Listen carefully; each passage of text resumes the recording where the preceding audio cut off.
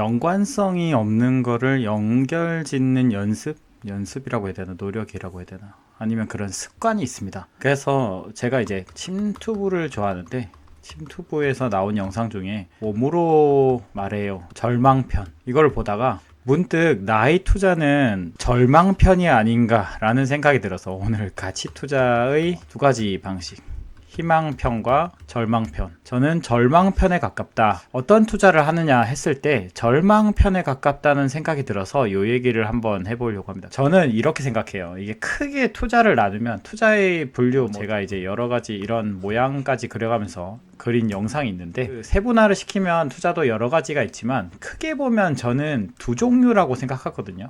사람의 희망을 이용하느냐, 절망을 이용하느냐 하는 방식이 있습니다. 희망을 이용한다는 건 내가 살 주식이 다른 사람이 살 거라는 보팅 머신이라고 표현하기도 했잖아요. 이 보팅 머신에 기대하면서 다른 사람이 내가 산 주식을 사줄 거라는 기대를 하고 있는 거. 그러니까 되게 긍정적이고 희망적이고 되게 즐겁고 유쾌하고 밝은 느낌이 좀 듭니다. 근데 제가 하는 투자는 약간 절망편이에요. 저는 남들이 일단 안 보는 걸 좋아합니다. 저번에도 얘기했지만 어떤 사람이 만약에 그 종목에 대해서 언급을 하거나 동의를 하거나 하면은 그 종목 조금 더 딥하게 보고 기다려보고 하는 편이고, 다른 사람들이 최대한 보지 않는 국면까지 기다리는 편이에요. 그래서 보통 이제 시클리컬이다 치면 시클리컬이 종목이 꺾이잖아요. 그러면 사이클이 꺾이면 이렇게 하다가 그 큰 게 갑자기 막 이렇게 급전직 하는 경우도 있지만 보통 이게 서서히 꺾이는데, 꺾이는 순간부터 보기 시작합니다. 그래서 사실 여기서 살려고 보는 게 아니라 계속 내려가는 그 구간을 계속 한 길게 되면 2, 3년 혹은 1, 2년 공부를 하면서 그 종목이 과연 어떤 형태로 꺾이고 있으며 그 어려운 시기를 어떻게 헤쳐나가는지를 많이 보는 편인데, 그래서 저는 약간 절망편이에요. 어떤 투자를 하는 게 정답이냐 했을 때 답은 없습니다. 희망편으로 투자하는 사람도 있고 그게 또 긍정적이기도 하잖아요. 그래서 되게 많은 분들이 그렇게 하고, 저는 좀 약간 매니악, 제가 그래서 매니악한 채널이라고 했죠. 매니악하기 때문에 좀 절망을 이용하는 걸 좋아한다. 남들이 절망할 때 가서 희망이 오는 시기, 사실 그래서 좀 바보 같은 투자기도 해요. 이렇게 내려가서 희망이 오면 이 희망이 계속 끝까지 갈 때까지 이용을 해보면 좋은데 여기까지 못 끌고 가고요. 저는 또 다른 절망을 찾습니다. 그래서 사실 요 뒷부분은 제 영역이 아니라고 생각하고, 그래서 제가 예전에도 말했죠. 종목을 한정하는 것도 중요하지만 구간을 정하는 것도 중요하다. 그래서 어떤 구간이 내 구간이냐 생각할 때 절망 구간이고요. 이거를 계속 말하면 원론적이기 때문에 사례를 한번 들어볼게요. 제가 이 얘기를 하게 된 게 아마 사례들 때문인 것 같아요. 예를 들면 반도체에 대해서 사람들이 좋다 나쁘다 의견이 갈리고 분분하다. 그래서 노이즈가 낀 상태에서 뭐 싼 거다 이런 얘기들도 하기도 하던데, 저는 사실 노이즈가 있으면 싸다고 생각은 안 하거든요. 그래서 서로 의견이 다른 건데, 저는 어쨌든 하고 싶은 말은 뭐냐면, 반도체가 좋아질 거다라는 거, 아니면 실적이 지금 잘 나오니까 라고 생각하는 거, 그거에 투자하는 사람도 있지만, 저는 사실 반도체 투자를 해보라 하면 제일 불안한 건 뭐냐면, 뭐 요즘 치포 동맹 이런 거 나오죠. 예를 들어 중국과의 관계가 안 좋아졌어요. 우리가 라인을 어디에 타냐에 따라 달라지는 문제지만 어쨌든 미중 간의 갈등이 있는 건데, 어디에 있든 간에 뭔가 반도체를 팔기 어려운 시기가 올 수도 있고, 혹은 IT 이쪽이 좋았잖아요. IT 자동차 뭐 이쪽 전장이나 이런 게 좋아가지고 반도체가 난리가 났었는데, 이 산업이 꺾이면 어떨까 이런 생각도 들고 걱정이 많이 생깁니다. 걱정이 많이 생겨서 결국에는 저는 사지를 못해요. 이런 게 되게 많습니다. 예를 들면 유가가 한창 올라갈 때, 지금은 살짝 꺾였지만, 이렇게 올라갔다 조금 꺾였지만 더 올라갈지 내려갈지 모르죠. 근데 이 올라가던 이 중간에서 많은 고민을 했습니다. 당연히 우리가 밸브 업체 뭐 이런 거 고민하잖아요. 버핏도 투자했다 그러고 상사를 투자해야 될지 이런 고민들을 다 하는데, 저는 요때도 그렇고 지금도 뭐 88불인가 됐던데 지금도 그렇고 이때도 그렇고 저는 유가 관련한 배팅을 못 하겠더라고요. 왜 못하냐? 갑자기 지금은 우크라이나와 러시아 전쟁이 이어지고 있지만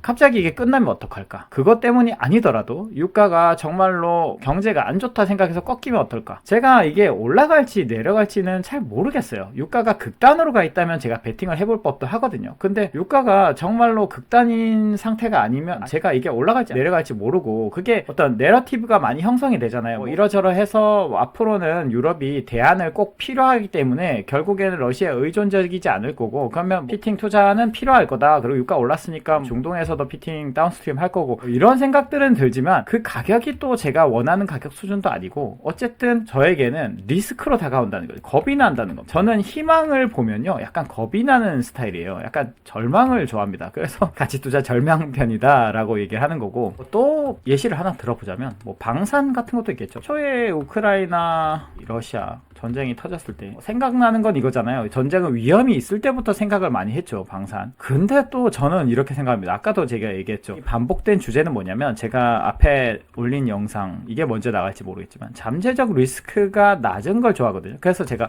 이런 리스크가 있을 수가 있어서 못 사겠다 그러면은 그 리스크가 실현될 거라고 생각하는 친구들이나 주변 사람들이 있더라고요. 실현이 될 거다라고 배팅을 하는 게 아니라 실현이 되든 안 되든 간에 그게 잠재적으로 포텐셜리 리스크가 있기 때문에 나는 겁이 난다는 거죠. 그래서 겁이 나서 못 산다 라는 겁니다. 어쨌든 방산 주가가 올라가는 것도 봤는데 그래도 저는 베팅을 하지 못합니다. 왜냐하면 반대의 상황이 일어날 수 있잖아요. 그러면 생각하죠. 그럼 너가 투자하는 종목에서는 그럼 반대의 상황이 일어나지 않느냐, 반대 상황이 일어나지 않는 걸 고르느냐 했을 때 그게 아니고요. 반대의 상황, 팩트가 있고 주가가 움직이는 두 가지 연쇄 적용으로 주가는 움직입니다. 어떤 팩트에 의해서 바로 주가로 가는 게 아니고요. 중간에 반응, 사람들의 리액션과 주가가 있어요. 그럼 이 반응이 어떠냐가 되게 중요하거든요. 그래서 제가 예전에 영상들 중에 반응성, 악재 반응성이 낮다 혹은 호재 반응성이 높다 뭐 이런 얘기를 했는데, 그런 구간에 투자하는 걸 좋아합니다. 그러니까 너무 실망을 하면 여러분들이 이제 너무 실망한 종목을 많이 보지 않았을 거라고 저는 생각해요. 왜냐하면 사람들은 대부분 다 긍정적이고 희망적이고 좋은 사고를 가지고 있기 때문에 저처럼 매니악한 사람은 좀 드물 거라고 생각하는데, 저는 인기 없는 주식을 되게 많이 봤거든요. 거기다가 좀 속어를 섞자면 골로 가는 주식을 많이 좋아하기 때문에 이렇게 안 좋아지고 있는 국면에서 보다 보면은 재밌는 사실을 발견합니다. 악재가 터졌어요. 그럼 주가가 이렇게 내려가야 될 것 같은데 중간에 반응이 있다 그랬죠. 반응이 없어요. 악재가 터졌는데 반응이 없어. 그래서 주가가 별로 안 움직이는 경우도 종종 있습니다. 그게 우리가 상상을 뛰어넘는 커다란 악재면 반응을 조금 하기도 하지만, 사실 정말로 실망이 만연한 주식에서는 악재가 아무리 터져도요 별 반응을 하지 않아요. 근데 저는 기대감이 좀 껴져 있다, 근데 여기서 뭔가 안 좋은 일이 나면 이렇게 내려갈 거라는 걱정을 합니다. 그러니까 이거는 관에 따라 다른 거예요. 투자 관에 따라. 그래서 제가 이 영상을 처음 만들 때 나의 생각에 동의해 준 사람이 몇 명이나 될까라는 생각을 하긴 했어요. 제가 뭐 기본적인 거를 설명을 할 수는 있겠지만 세부적으로 들어가면은 분명히 동의하지 않는 사람이 많을 거다라고 생각합니다.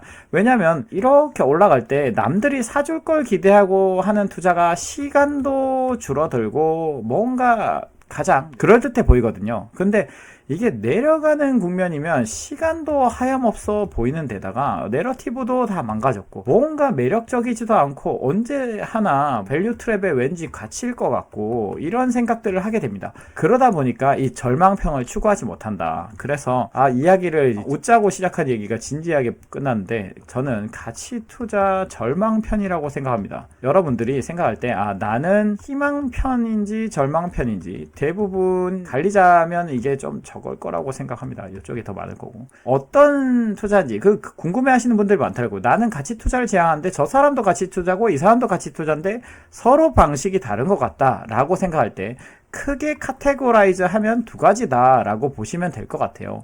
절망을 이용하느냐 희망을 이용하느냐. 절망적인 상황을 이용해서 사가지고 희망이 들어찰 때 파는 사람인지, 희망이 앞으로 생길 거라고 생각하고 투자하는 사람이지, 어느 것에도 정답이 없고 각자 자기 방식으로 벌기 때문에 각자 돈을 벌고 있는 거죠. 그래서 저도 벌 수 있는 거고 반대편에 계신 분도 벌 수 있는 건데, 내 방식이 어떤 방식인지 먼저 노선을 정한 다음에 그 다음에 거기에서 맞는 방식을 찾아가면서 투자를 해보면 좀 더 가치 투자에 대한 모순적 이해가 조금 더 해소가 되지 않을까 라는 생각에 녹화를 하게 되었습니다.